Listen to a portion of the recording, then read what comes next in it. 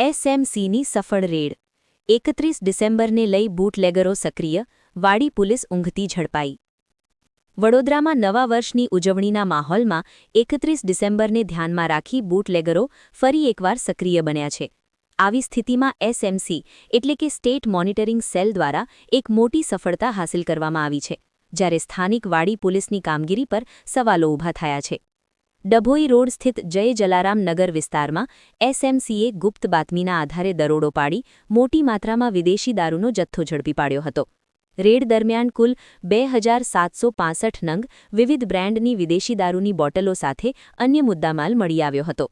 ઝડપાયેલ મુદ્દામાલની કુલ કિંમત અંદાજે ₹15,51,000 હોવાનું જાણવા મળ્યું છે. આ કાર્યવાહીમાં પોલીસ દ્વારા બાબુભાઈ રાઠવા અને અજય યાદવની ધરપકડ કરવામાં આવી છે, જ્યારે આ કેસમાં સંડોવાયેલા અન્ય 8 લોકોને વોન્ટેડ જાહેર કરવામાં આવ્યા છે. એસએમસીની આ સફળ કામગીરીથી દારૂની હેરાફેરી પર મોટો પ્રહાર થયો છે, પરંતુ સમગ્ર ઘટના વાડી પોલીસ સ્ટેશન વિસ્તારમાં બનવા છતાં સ્થાનિક પોલીસની નિષ્ક્રિયતા સામે પ્રશ્નચિહ્ન ઊભું થયું છે. વોન્ટેડ આરોપીઓની શોધખોળ માટે અલગ-અલગ ટીમો કાર્યરત કરવામાં આવી છે. 31 ડિસેમ્બર નજીક આવતા શહેરમાં ગેરકાયદેસર દારૂ વેચાણ સામે પોલીસની સતર્કતા વધુ કડક કરવાની માંગ પણ ઉઠી રહી છે.